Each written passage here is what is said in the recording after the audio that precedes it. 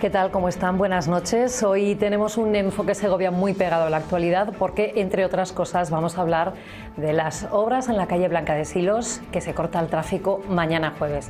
Por eso, esta noche está en nuestro plato el concejal de Obras, Servicios e Infraestructuras, José Luis Horcajo. Buenas noches. Hola, buenas noches a todos. Bienvenido, muchas gracias por acompañarnos.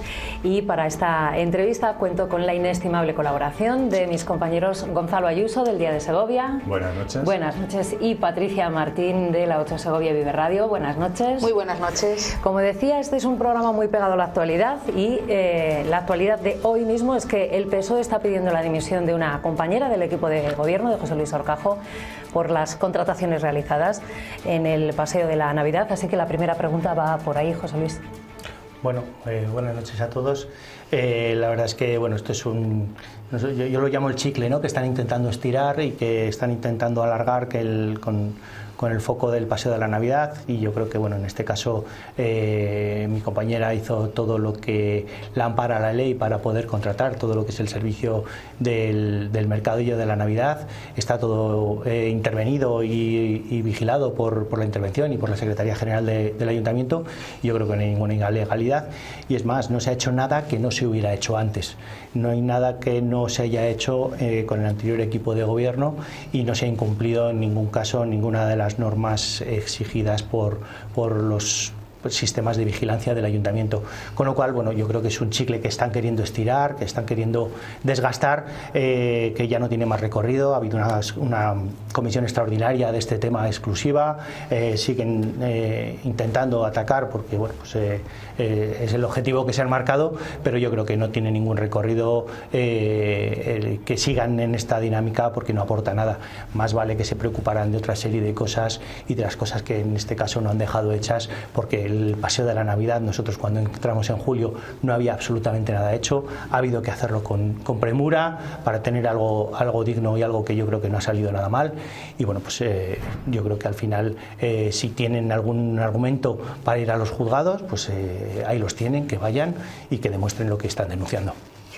No sé si queréis intervenir vosotros a este respecto o continuamos con algunos de los argumentos que tenemos preparadas para esta noche. Decíamos, pegados a la actualidad, porque ya se puede decir que se están desarrollando las obras en la calle Blanca de Silos, porque la empresa ya ha empezado a trabajar. Unas obras de peatonalización que supondrán que mañana se corte el tráfico entre la Plaza de la Universidad y la de Somorrostro, para acometer la primera fase, que será la más compleja y se prolongará al menos por espacio de 2 meses.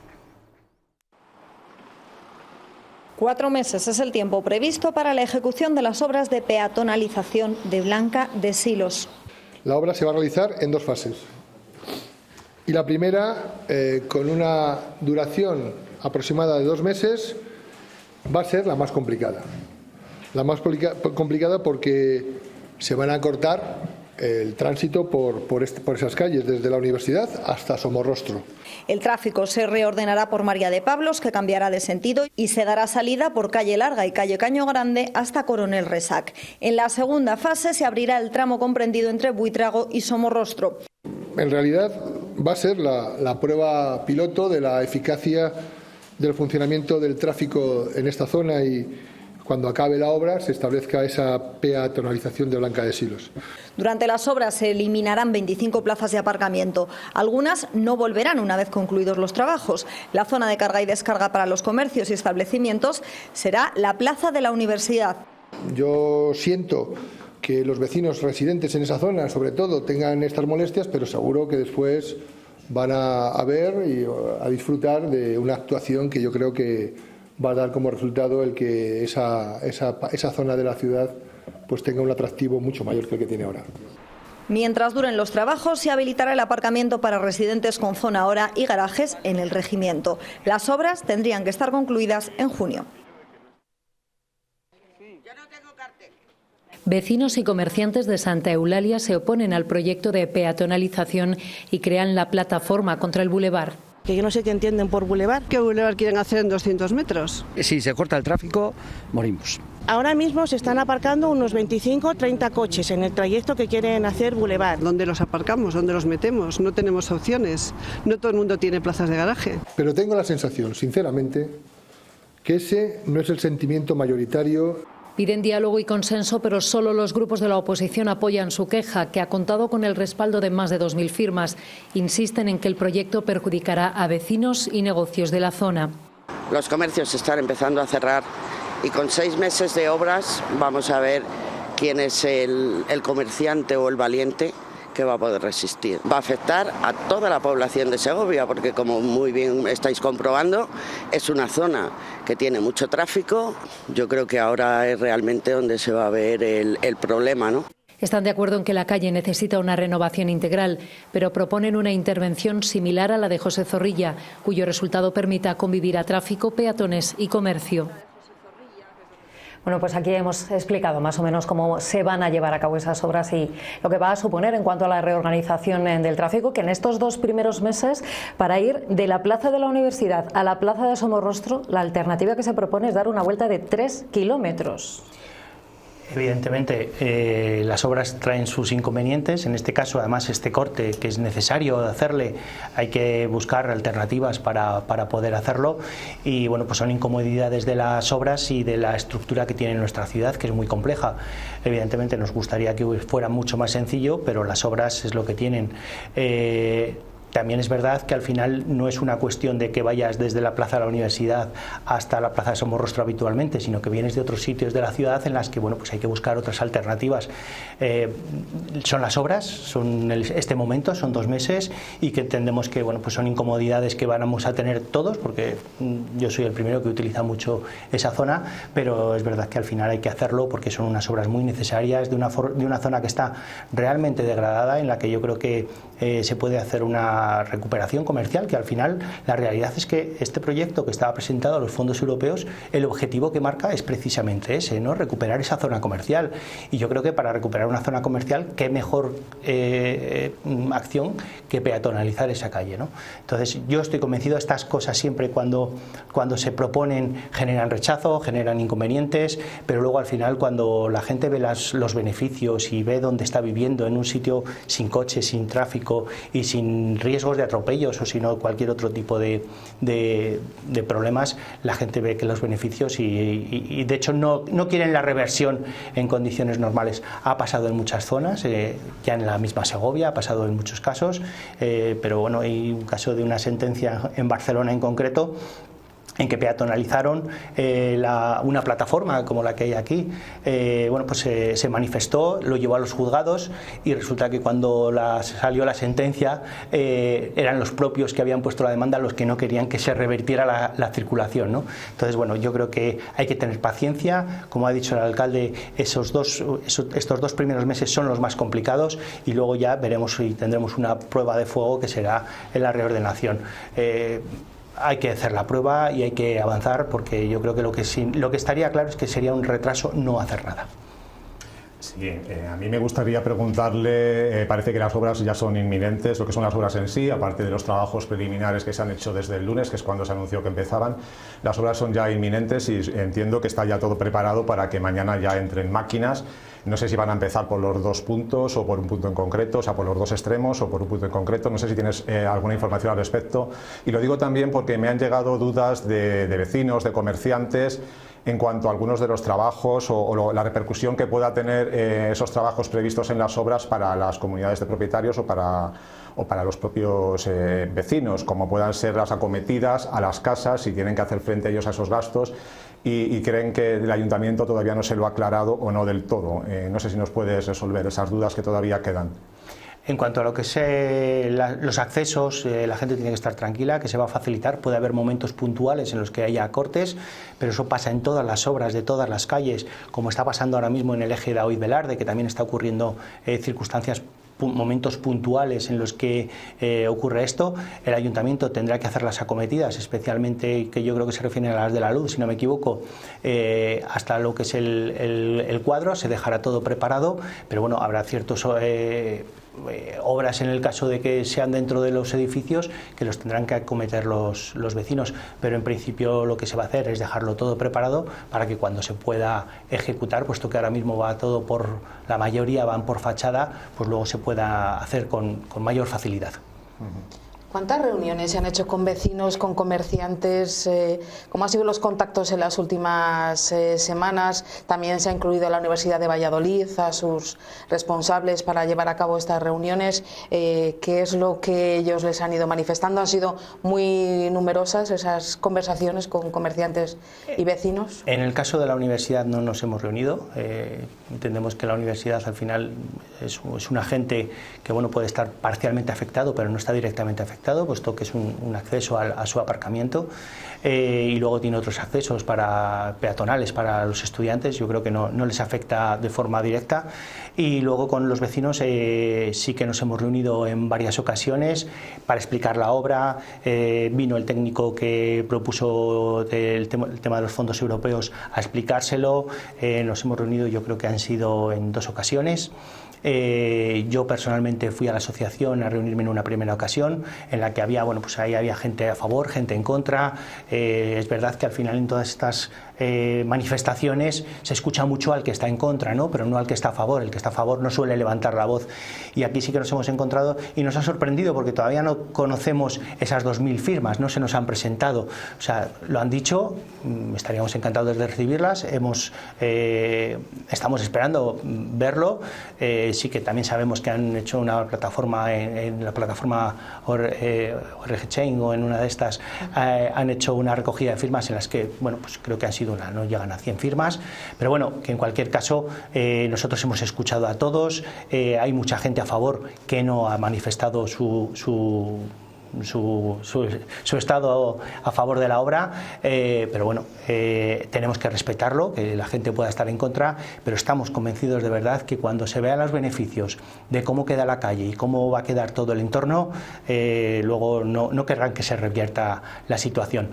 Es verdad que ha habido algún comerciante que ha decidido adelantar su jubilación, que no cerrar el negocio por las obras, pero eso es muy respetuoso también, y eso hay que entenderlo también, que a lo mejor han elegido este momento, y lo que se trata es de que toda la zona tenga en breve pueda tener esa oportunidad de relanzarse. No es fácil la situación del comercio, que hay que analizarlo también, no solo de Blanca de Silos, sino hablamos de José Zorrilla, incluso Calle Real o de cualquier zona de la ciudad. Es muy complicada, y lo que tenemos que hacer es relanzar el comercio en general, no solo de Blanca de Silos. Yo creo que ahí estamos trabajando también con estos fondos europeos en plataformas digitales para poder intentar relanzar y fomentar la modernización de los comercios, y que en breve van a salir estos pliegos y estas condiciones para que la gente pueda modernizarse e intentar un poco abrir ese paraguas a nuevos clientes. Vamos a explicar un poco en qué va a consistir la obra. Son más de 700.000 euros de inversión, es una reurbanización, digamos, integral, ¿no? Se van a cambiar las redes, se va a cambiar el pavimento. ¿Cómo va a quedar la calle? Pues mira, cuando nosotros llegamos nos encontramos que el proyecto era prácticamente el mismo. Nosotros nos hubiera gustado darle otro toque al proyecto, porque ya lo anunciábamos que queríamos hacer un pequeño bulevar. Cuando la gente habla de bulevar, pues parece que vemos, pero es un pequeño bulevar en una zona un poco más cómoda, pero es verdad que nos encontramos ya un proyecto presentado a unos fondos europeos con unas condiciones. Entonces no podíamos modificarlo sustancialmente porque estaríamos incumpliendo las bases. Consultamos con la consultoría que presentó el proyecto, le propusimos nuestra propuesta, y nos dijo que efectivamente nuestra propuesta cumplía mejor los objetivos que marcan los fondos europeos, con lo cual nos lanzamos a hacer la redacción del modificado de un proyecto que estaba obsoleto, porque ni cumplía las cantidades que necesitaba el proyecto para su cumplimiento en cuanto a económico, y luego nos encontramos las aceras, que yo creo que hoy en la mayoría de las ciudades lo que estamos viendo es que se vienen haciendo plataformas únicas que son mucho más accesibles, mucho más cómodas para el peatón y mucho más vivibles, vamos a llamarlo. Entonces nosotros lo que decidimos fue cambiar solo y exclusivamente el hacer una plataforma única, el dejar una zona un poquito más cómoda para el peatón y para la vida de los vecinos, y luego en la parte desde Buitrago, Somorrostro, bueno, pues ahí sí que queda una zona que va a ser un poco más circulable, porque bueno, hay que dar salida a todo lo que es el barrio del Salvador, calle San Antón, y Caño Grande, calle Larga. Y bueno, pues esa sí que va a ser una zona más circulable. Entonces, en ese sentido es una plataforma única. Tenemos que respetar otra cosa, el carril bici que tenemos que mantener durante 5 años, ha pasado 1, pero bueno, tenemos que mantenerlo. Y entonces el carril bici va a quedar integrado dentro de lo que es esa plataforma única. Y bueno, pues yo creo que era, visto un poco con perspectiva y cuando lo veamos terminado, da más sentido que a la calle que tenemos actualmente, porque si mantenemos, aunque sea un poquito más anchas las aceras, pero con desnivel, bueno, pues eso no deja de ser también un poco incongruente con lo que se lleva hoy en día. El carril bici, durante el tiempo que duren las obras, desaparece entre Somorrostro y la Plaza de la Universidad. Evidentemente, no hay más remedio, o sea, eso, pero en ese caso no estás incumpliendo las bases porque son obras sobrevenidas que no hay ningún problema en angularle durante ese tiempo. Un carril bici que, por otro lado, todos sabemos que no utiliza prácticamente nadie, por no decir que nadie. Al principio sí que vimos algunas bicicletas que se lanzaron un poco más a utilizar el carril bici, pero yo creo que últimamente el uso del carril bici, sobre todo en la parte de Buitrago, que es hasta peligrosa, y ya lo denunciamos en su momento, no lo utiliza prácticamente nadie. Sí, los plazos son muy ajustados, hay que cumplir una serie de requisitos precisamente por esa financiación con fondos europeos. Quiere terminarlo, digamos, el ayuntamiento en junio. No sé si la empresa, una vez que ya se ha firmado el contrato, se ha comprometido a hacerlo así, porque si no recuerdo mal, el pliego incluía hasta 5 meses de ejecución y no hizo ninguna rebaja en ese plazo, en la única oferta que se presentó, que es de una unión temporal de empresas. Entonces no sé si hay algún compromiso en ese sentido con la empresa o se confía en que los trabajos puedan ir sin ningún problema y desarrollarse más rápidamente. El plazo es el que es, y una de las cosas que era fundamental para el cumplimiento de este contrato era precisamente el plazo. Es verdad que sabíamos que era muy ajustado y solo se podía presentar alguna empresa que tuviera recursos suficientes para cumplir ese plazo. Entendemos que luego, como siempre, todas las obras, incluso en las que hacemos en casa, pues vienen causas sobrevenidas y que nos pueden interferir y alargar los plazos, ¿no? Nosotros contemplamos ese plazo en principio. También es verdad que tenemos estamos redactando y vamos a presentar en breve, estos días, la solicitud de prórroga para estos 2 proyectos de fondos europeos, porque bueno, están muy justificados por varios motivos. El primero, porque nos encontramos un cambio de equipo de gobierno, y cuando nosotros llegamos al gobierno nos encontramos que no había absolutamente nada hecho. Lo único que había eran unas memorias, ninguno de los proyectos estaba redactado, el único que estaba redactado y mal redactado era el de Blanca de Silos, con lo cual tuvimos que modificarle.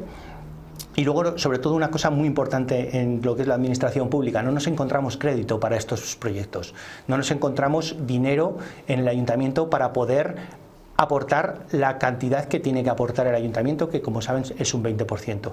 La adjudicación definitiva fue a primeros de noviembre, la primera fue la provisional, la definitiva fue en noviembre, pero mientras tanto nosotros ya empezamos a trabajar para poder afrontar estos proyectos. Hicimos transferencias de crédito para poder afrontar estos compromisos que teníamos con los fondos europeos, y a la mayores empezamos a redactar los proyectos. Algunos se nos están complicando más de la cuenta, pues que bueno, pues esto es así, las obras son así, no son fáciles. Pero bueno, contamos con que con estas causas sobrevenidas, que sí que el Ministerio ha notificado, que sobre todo a los que vamos en tercera convocatoria, que es este caso, nos han comunicado que se están estudiando las prórrogas. Nosotros vamos a solicitar esta prórroga y a partir de ahí pues veremos qué nos contesta el Ministerio. Somos optimistas, contamos con que va a haber esa prórroga, pero en cualquiera de los casos contemplamos el peor de los escenarios: que no haya prórroga, con lo cual nosotros vamos a trabajar en ese sentido y bueno, pues nos afrontaremos la situación como venga. Desde la plataforma contra el Boulevard dicen que esta zona, que ya tiene muchos pisos de estudiantes, una vez que se conforme como zona peatonal se va a convertir en una zona de ocio universitario, que bueno, ya sabemos los problemas que está generando también en el centro de la ciudad. Bueno, ahí estamos totalmente disconformes. No se generan problemas de ocio universitario, primero porque los locales que en cuanto a locales hay en Blanca de Silos, pocos cumplen las necesidades que tienen para poder ser un bar, ¿vale? Que es al final a lo que se entiende. El que luego los propietarios utilicen los pisos para alquilárselos a universitarios o no, no está en manos del ayuntamiento. Sí que es verdad que Segovia es una ciudad, se ha convertido en una ciudad muy universitaria por la UBA, por el IE, y que bueno, pues se generan problemas puntuales, insisto, que son puntuales. Ten en cuenta que a lo mejor tenemos en Segovia 4 o 5 mil universitarios. Los problemas que son puntuales, pues a lo mejor estamos hablando de que son 100, 200. Todas las ciudades universitarias, Salamanca, Santiago de Compostela, etcétera, que hemos intentado hablar con ellos un poco para ver cómo están solucionando estos problemas, tienen los mismos problemas. Bueno, nosotros estamos trabajando también para intentar reducir, ya nos hemos reunido con alguna de las universidades y yo creo que eso intentaremos aminorar de la manera, pero no es el que tú peatonalices una calle para que se convierta en un problema universitario. ¿Y qué les dicen en esas ciudades? ¿Qué políticas o qué medidas adoptan en este sentido? Que puedan trasladarse a Segovia, claro. Pues es complicado también. También tienen incluso, no te iría solo al tema de ruido, sino a los problemas de movilidad. O sea, todos, hace poco se puso en contacto conmigo el concejal de Santiago de Compostela para preguntarme qué medidas estábamos tomando en cuestiones de movilidad. Son dos ciudades que tienen fisonomías distintas y en cuanto a los estudiantes universitarios también son problemas distintos. Sí que tienen un problema de gentrificación igual que tenemos nosotros, pero bueno, que intentaremos ir afrontando estos problemas con cabeza y con criterio. Y sabiendo que va a ser una calle que se va a peatonalizar, que se va a hacer una renovación integral, al ayuntamiento se han dirigido empresas, comercios interesados en abrir negocios. Es decir, si se habla de las bondades que va a tener el proyecto, ¿ya han recibido ese feedback, esa respuesta e interés por...? Yo creo que es prematuro, pero sí que te puedo decir que se han puesto en contacto con nosotros empresarios de la zona en las que consideran que lo que se va a hacer les aporta mucho a sus negocios. Entonces yo creo que en ese sentido hay que esperar, hay que tener el espacio desarrollado. Evidentemente durante las obras es raro que alguien se atreva, ¿no? Y una vez ver la evolución, a ver cómo funciona el retomar el recuperar esta zona comercial. Y podría, y podría beneficiar a otra zona que es verdad que está también mitad peatonalizada, mitad no, como es Muerte y Vida y la calle San Francisco. ¿Le ayudaría también en algo? ¿Se ha pensado en...? Los objetivos que se marcan precisamente en los fondos europeos es hacer un eje. De hecho, esto se presenta al eje a uno de los ejes de los fondos europeos de recuperación de zonas turísticas, y es recuperar el eje desde el acueducto hasta la universidad. Entonces, yo sí que le veo un sentido. Hay que intentar apostar por estas acciones, ¿no? Lo que sí que tengo muy claro es que no haciendo nada no conseguimos nada. Sí, el propio alcalde en el vídeo que hemos visto hace unos minutos decía que estas obras servirán como proyecto piloto precisamente para esa peatonalización.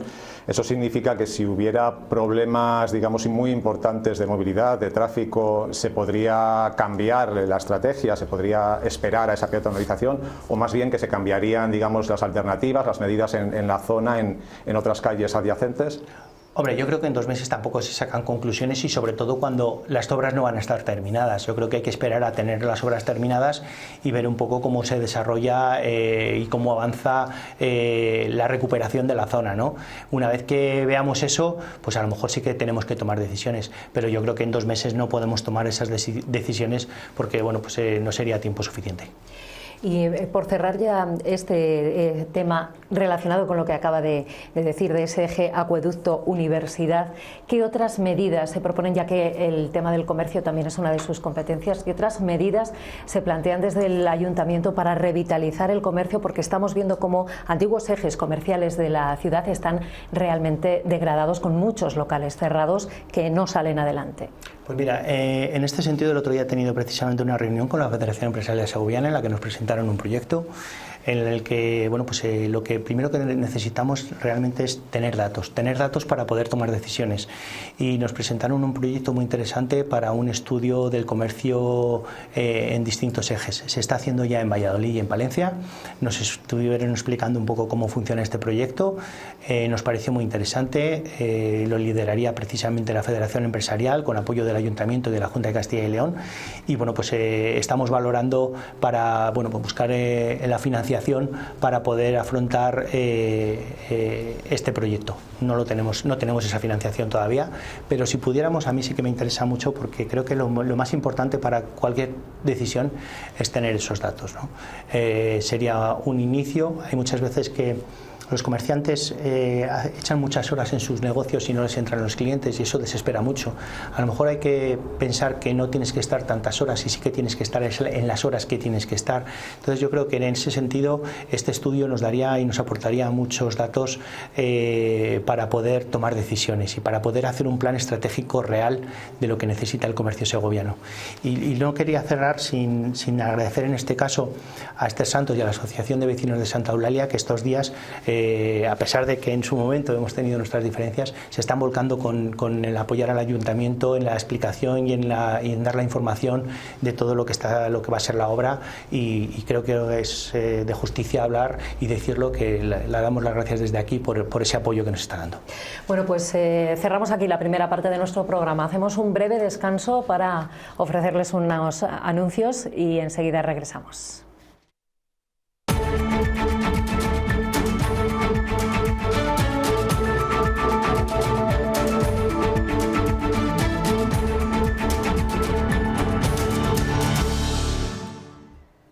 Seguimos en Enfoque Segovia, hoy con el concejal de Obras, Servicios e Infraestructuras de Segovia, José Luis Horcajo, y hablamos ahora de la Avenida del Padre Claret, la obra de nunca acabar. Más de 15 intervenciones se han realizado en ella desde la construcción del aparcamiento subterráneo, que parece estar en el origen de los problemas. Son imágenes de 2013 de la primera intervención de envergadura realizada en la Avenida del Padre Claret, en el tramo en el que la calle discurre sobre el aparcamiento inaugurado en 2009. Desde entonces se han sucedido más de 15 obras, más o menos a una por año. La última reparación a finales de este verano, y ya vuelve a haber problemas. Estamos enormemente preocupados por el deterioro que se está produciendo de forma tan rápida, tan acelerada. La situación, asegura el alcalde, empeora día a día. El proyecto acometido el año pasado, con un presupuesto superior a los 200.000 euros, que supuso el cambio del tipo de adoquinado, tampoco ha resultado bien. Tenemos que ser honestos. No cumple el 100% de las expectativas técnicas que teníamos en mente. Cumplido en todo momento los criterios técnicos. Se determina ahora dónde está el nuevo problema, si afecta solo a las juntas de dilatación o va más allá. Desde 2017 es el ayuntamiento el que se encarga del mantenimiento de la vía. Hasta entonces era obligación por contrato de la empresa que explota el aparcamiento, pero el consistorio lo asumió tras un acuerdo de equilibrio presupuestario de la concesión. Bueno, pues en este momento, José Luis, minuto y resultado. ¿Cómo van esos estudios que se están realizando? ¿Hay alguna novedad? Bueno, los estudios estamos intentando reclamar a la empresa adjudicataria, que dio 4 años de garantía, los trabajos necesarios para recuperar esto. La verdad es que es una de las cosas que nunca te esperas cuando vienes de concejal de obras. Sabíamos y habíamos dicho mientras la ejecución que no considerábamos en su momento que no estaba suficientemente bien hecha, pero sí que es verdad que no esperábamos que durara tan poco. O sea, sí que esperábamos que esto no era la solución. Yo creo que, sobre todo por lo que hemos hablado, yo creo que es un comentario general en la ciudad, el problema del transporte pesado en esa zona, el tráfico en general, y luego pues la ejecución, que creemos que no fue lo más correcta posible, sobre todo en las épocas en las que fue, con hielos, con fríos y en una situación complicada, pero no esperábamos que fuera tan rápido ese deterioro. Tenemos un acueducto de 2000 años y tenemos un Padre Claret que no dura ni 5 meses. Entonces no hay novedades todavía, no se ha detectado dónde podría estar el problema o cuál sería la intervención que tiene que, hay varios problemas, que realizarse. Hay varios problemas, sí que se ha detectado que gran parte de los problemas vienen efectivamente en las juntas de dilatación, que están entre 5 y 8 metros dependiendo de los paños que estén hechos. Ahí parece ser que es donde están cediendo, puesto que son unas juntas de dilatación que son flexibles, son de un material plástico, y ahí es donde puede ser que el propio adoquín, al pasar sobre todo los vehículos pesados, le estén, por decirlo de alguna manera, están horadando un poco y están forzando el cabeceo de esos adoquines, y al final están raspando y se están moviendo. No podemos todavía decir nada, evidentemente es un problema muy gordo para la ciudad. Y quiero recordar que esto viene de las malas gestiones hechas previamente, efectivamente, como se decía en el reportaje, en el 2017, cuando el propio Ayuntamiento de Segovia, por una muy mala negociación con el parking, se hizo cargo de la vía cuando se suponía que esta vía tenía que haber sido responsabilidad del parking, del adjudicatario del parking. Eso nos provocó un reequilibrio económico, el quedarnos con la vía, el alargar el plazo, y bueno, pues ahora también está otra vez el parking, parece ser que queriendo volver a pedir otro reequilibrio económico que consideramos que seguramente pues no les corresponda. ¿Han pedido entonces ese reequilibrio económico, alegando qué?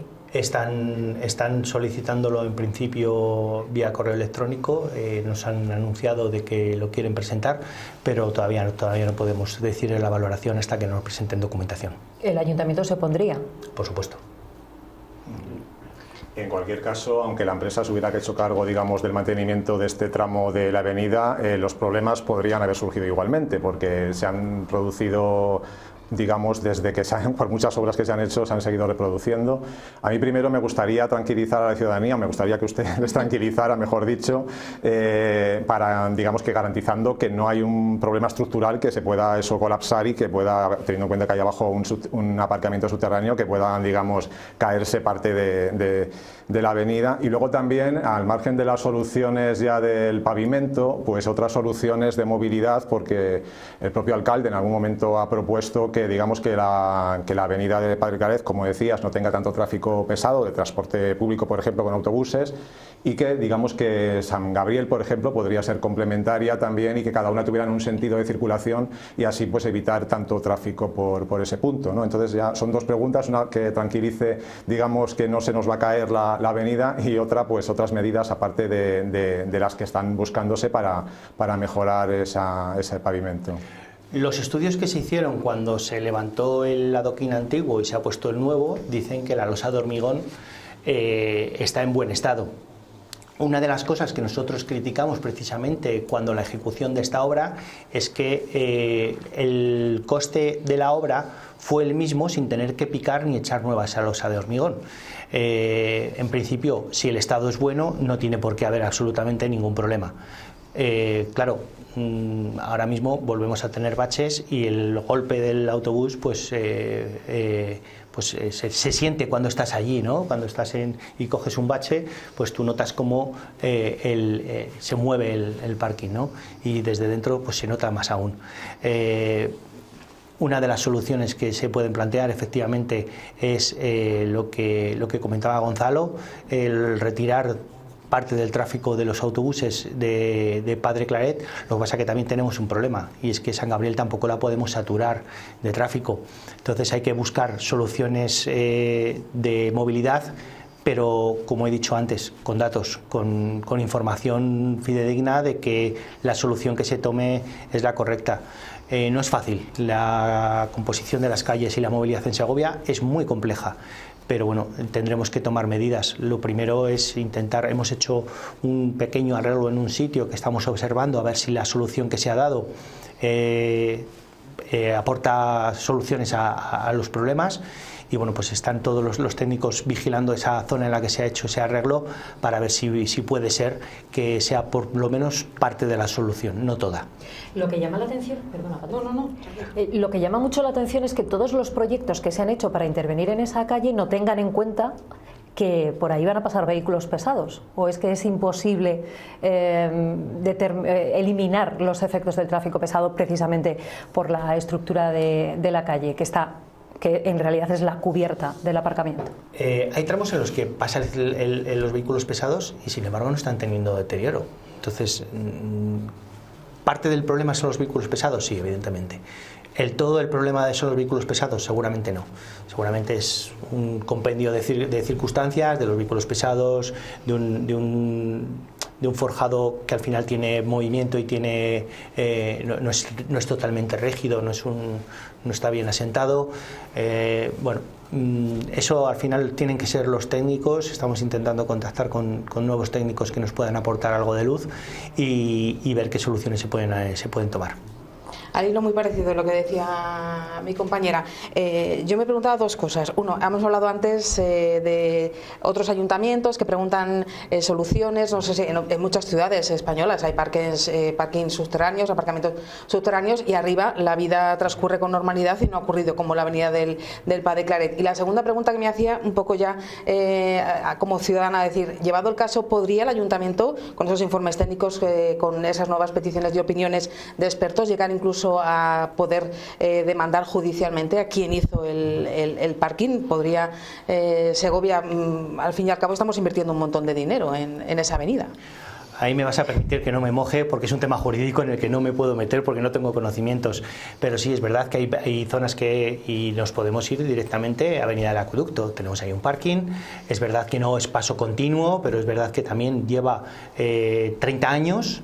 Y incluso se van moviendo creo que necesitamos una lechada entre los adoquines, pero pasan vehículos de emergencias, en algunos casos sí que es verdad que se evitan los vehículos pesados el paso por ahí, pero vehículos de emergencia y en otros momentos han pasado otros vehículos, a diario pasan los de policía local o la carga de descarga, los propios que salen del parking, y no ha habido esos problemas. Entonces a lo mejor no todo tiene que ser un problema de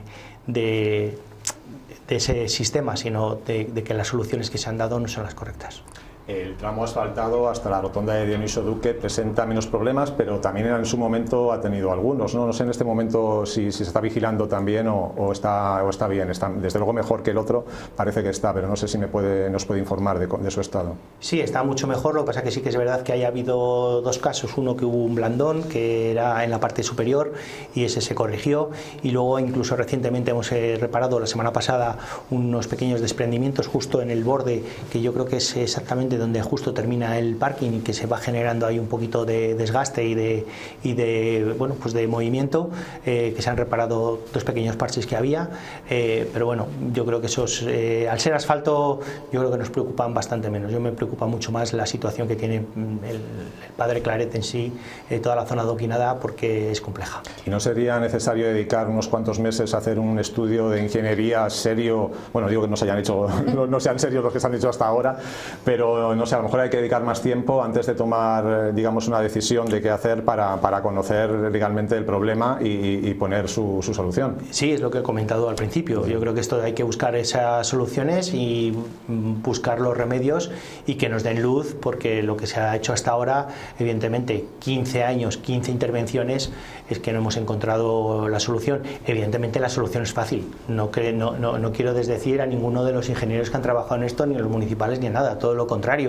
Otra cosa es que no se haya dado con el kit de la cuestión, ¿no? Hay que buscar eso y hay que intentar. Yo siempre lo digo, hemos venido a dar soluciones, no a lamentarnos de los problemas. Este es un problema muy gordo que es para todos, y porque al final todo requiere dinero y es de dinero de todos los segovianos, con lo cual lo que hay que hacer es intentar hacerlo lo mejor posible.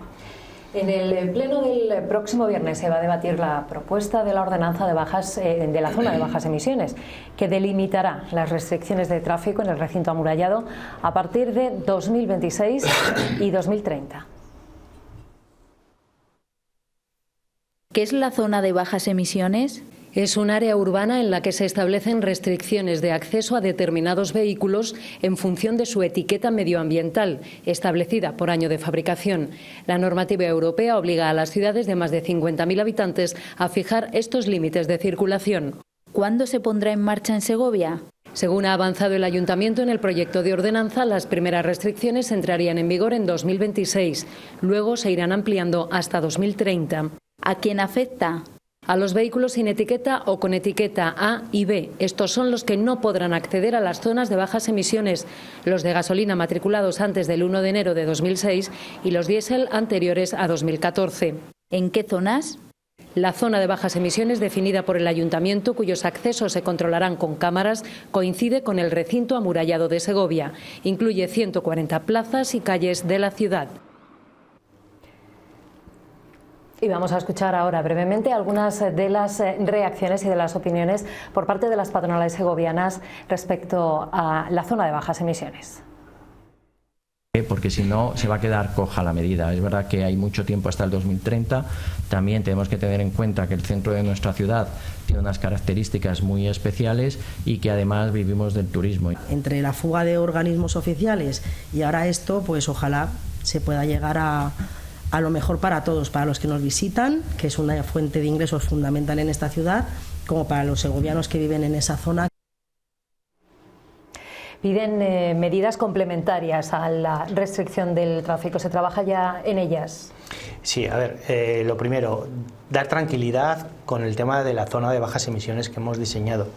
Es una zona de bajas emisiones bastante flexible dentro de que cumplimos perfectamente la norma y los objetivos que estaban prefijados en el momento de pedir las ayudas de los fondos europeos, porque hay que recordar que esto es uno de los condicionantes para la adjudicación de estos fondos europeos.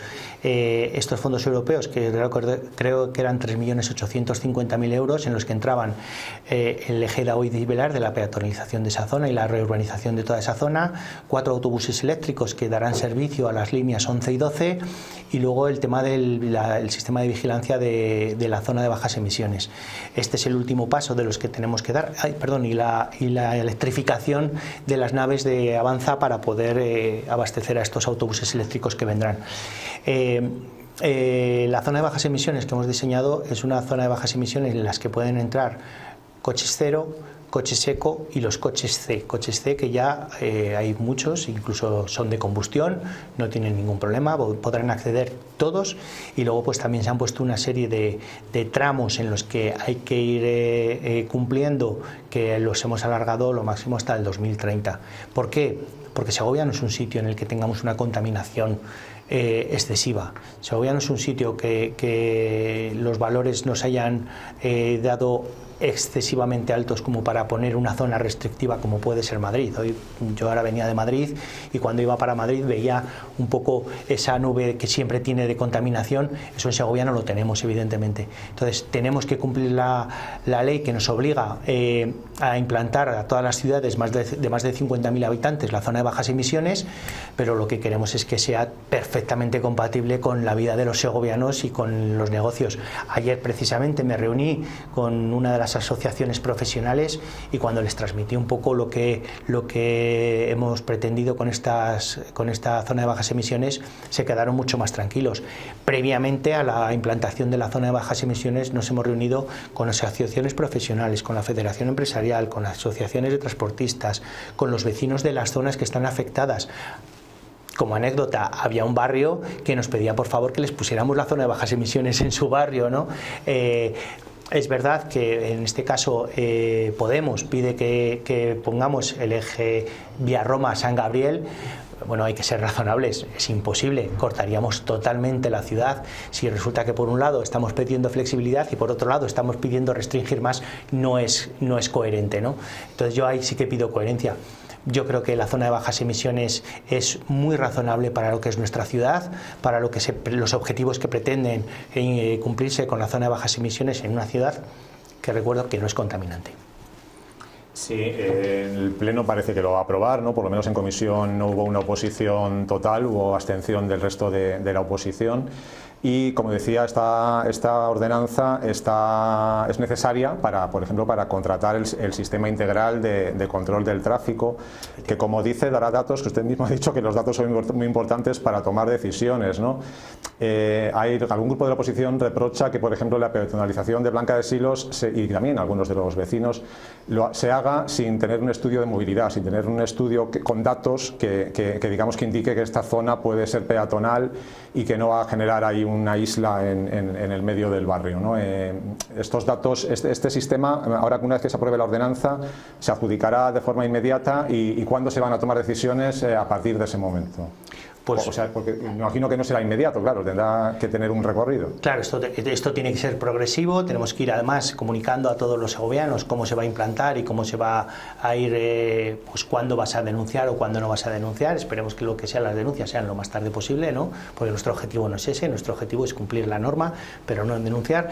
Y lo que tenemos que hacer es, efectivamente, ahí ya nos podremos permitir algo que es muy necesario, que es tener datos para hacer un plan de movilidad urbana sostenible, que quiero recordar, tenemos el plan de movilidad urbana que tanto reclamaba el otro día la señora Martín, y que hemos cumplido con la zona de bajas emisiones que ellos habían propuesto. Sí que es verdad que hemos flexibilizado esos accesos, ¿no? Y que hemos permitido a lo mejor más de lo que ellos pretenderían, pero creo que el que no apoyen esta zona de bajas emisiones por parte del PSOE es un error por completo.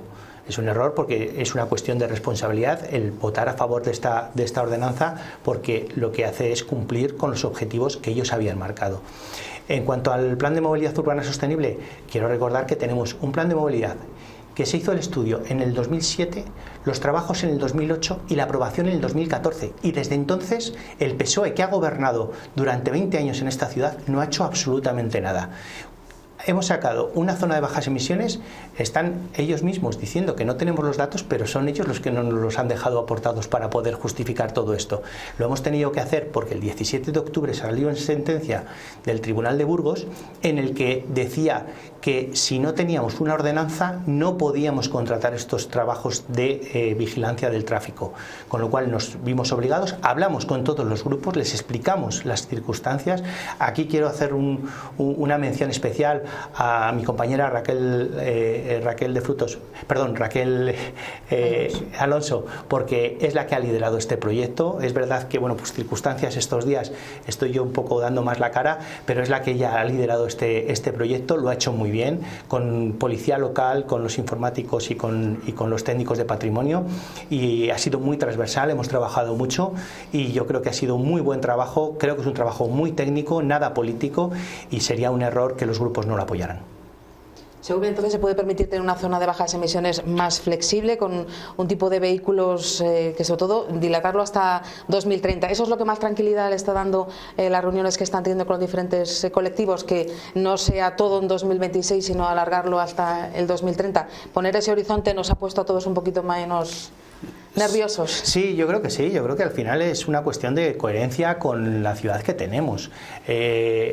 A ver, que va a haber ciertas limitaciones, no nos engañemos, pero también es verdad que, por ejemplo, el otro día en la comisión que hubo una aportación que ya había hecho en este caso Clara Martín por adelantado, y que también la hizo en este caso Izquierda Unida, y que nosotros también la habíamos contemplado, y como veíamos que estábamos todos de acuerdo, la aceptamos, y es que cualquiera que se vaya a vivir al casco histórico, aunque tenga un vehículo con etiqueta A, va a poder mantenerlo, no hay ningún problema. O sea, yo creo que en esto ha sido un diálogo absoluto, transparente y muy claro, y es uno de los objetivos que teníamos y yo creo que lo hemos conseguido.